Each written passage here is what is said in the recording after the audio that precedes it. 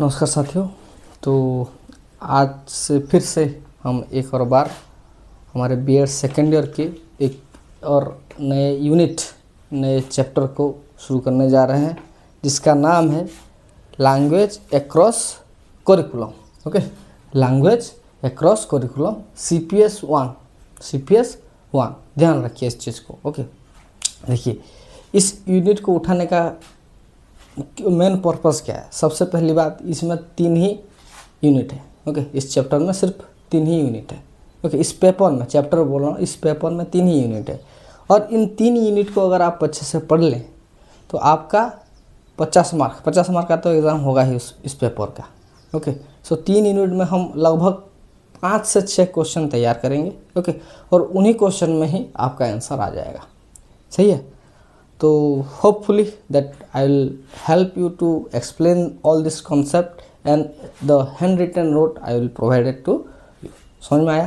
तो इत्मीनान से आप इस चीज़ को देखिए, थोड़ा सा समझने की कोशिश कीजिए और दूसरी बात नोट करिएगा, आपके एग्ज़ाम में हेल्पफुल होगा।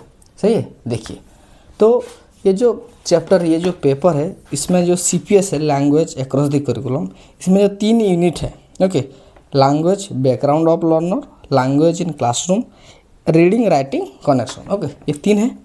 सो इसमें जो पहला 2 यूनिट है language background of learner, language in classroom. सबसे पहली बात हमको हमारे दिमाग में ये रखना है, कोई भी क्वेश्चन है लैंग्वेज से रिलेटेड ही आएगा, तो हम लैंग्वेज को सबसे अच्छे तरीके से समझेंगे और उसके जो की पॉइंट्स हैं उसको याद रखेंगे, ताकि कोई भी क्वेश्चन है हम लैंग्वेज से जो इंट्रोडक्शन पार्ट उसी से ही शुरू करें और अच्छे से लिख लें। सही है।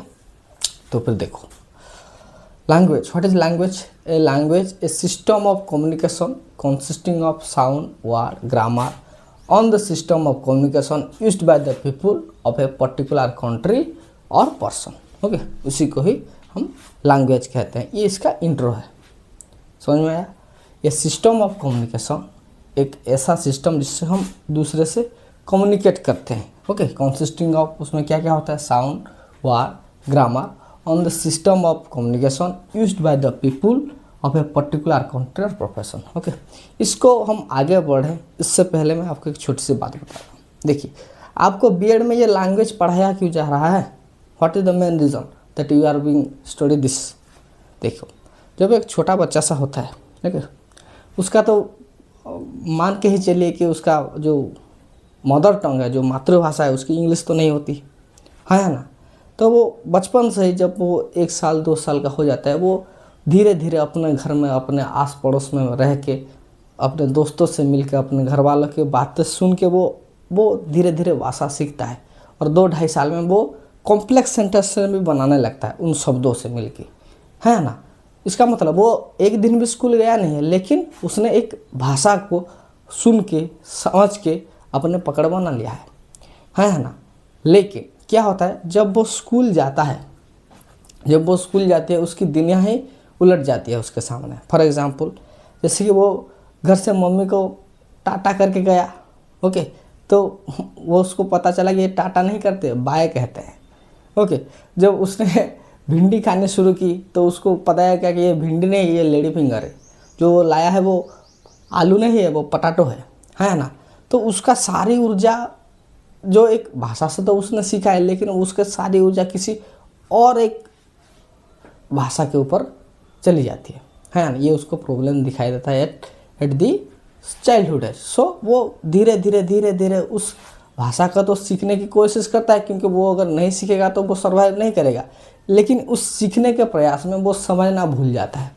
जैसे कि फॉर एग्जांपल, उसी बच्चे को एक पोएम जब दिया जाता है तो वो रट रट के पढ़ लेता है, और कोई अगर उसको बोलता है बेटा पोएम सुनाओ, तो वो उसको सुना लेता है, लेकिन वो उसको समझता नहीं है।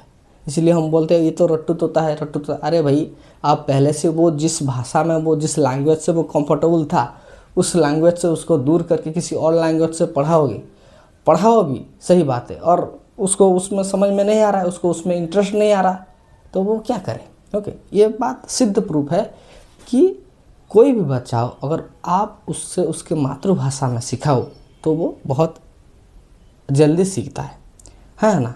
समझ में आया? सो हम ये जो लैंग्वेज का इम्पोर्टेंस हमारे बच्चों में जब कोई भी ऐसा प्रॉब्लम दिखाई दे तो हम उसको लेके किस तरीके से सॉल्यूशन करेंगे। कोई बच्चा अगर किसी लैंग्वेज में कमज़ोर है, ऐसा तो नहीं हो सकता ना कि हम इंग्लिश के पेपर को चेंज करके हिंदी का पेपर दे दे, नहीं हो सकता। तो उसको हम इंग्लिश भी सिखाएंगे, हिंदी भी सिखाएंगे, और किस तरीके से हर लैंग्वेज को उसके लिए सहज बनाएंगे, उसका हमको ध्यान रखना चाहिए। समझ में आया? अगर हम एज ए टीचर आएंगे सिर्फ इंग्लिश में बोल दे के चले जाएंगे तो क्या होगा, बच्चे को समझ में नहीं आएगा। समझ में आया?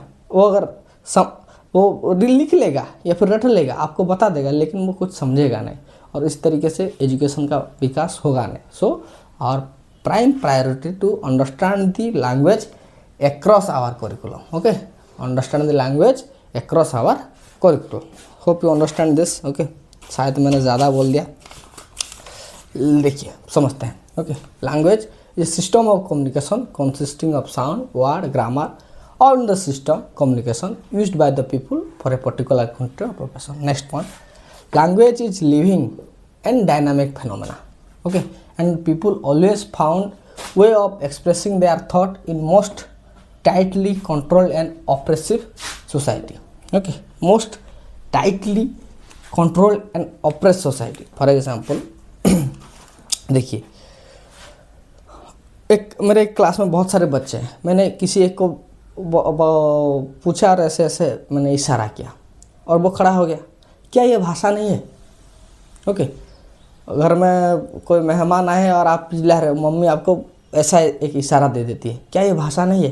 उन्होंने क्या किया आपने तो समझ लिया, उनकी फीलिंग्स को तो आपने समझ लिया। तो it's also we can say a language. Okay, language is living and dynamic phenomenon and people always found the way of expressing their thought. Okay, mummy ji ने जो आपको ऐसा इशारा किया, इसका मतलब क्या? चुप हो जाओ नहीं तो मार पड़ेगी। You already known that. Okay, way of expressing their thought is most tightly controlled and oppressive society. समझ में आया? Next, language is derived from a Latin word named lingua, which means tongue. Okay, Latin word से derive हुआ था lingua, जिसका मतलब है tongue. Language is mean of social control. वो क्या क्या है? Communication, सबसे पहला communication होता है। दूसरा expression of identity, expression of identity. Third, imaginational expression, जो आपने सोचा है, जो आपने इमेजिन किया, उसका एक्सप्रेस आप किस तरीके से करोगे? Through the language. And your emotional release. Okay, आपको दुख है या फिर आप बहुत खुश हैं। ओके, जो बोलते हैं, जो बहुत खुश होते हैं वो सीधे जाते गाना गाते हैं, डांस करते हैं। ओके, ये उनका एक इमोशनल रिलीज भी तो है, जो कि वो लैंग्वेज के थ्रू में कर रहे हैं। कुछ है कि जिनको अगर बहुत दुख है तो वो शायरियाँ करने लगते हैं, ये भी तो एक भाषा से ही वो अपना इमोशनल रिलीज कर रहे हैं। ओके, सबसे पहला कम्युनिकेशन, दूसरा एक्सप्रेशन ऑफ आइडेंटिटी, तीसरा imaginational expression and number 4 is emotional release. Okay, इतना पहले आप लिखो, फिर हम लैंग्वेज का एक्चुअल डेफिनेशन लिखेंगे। ओके, ये इंट्रो पार्ट है, आपको लैंग्वेज को अच्छी तरीके से समझना है। Oh my God.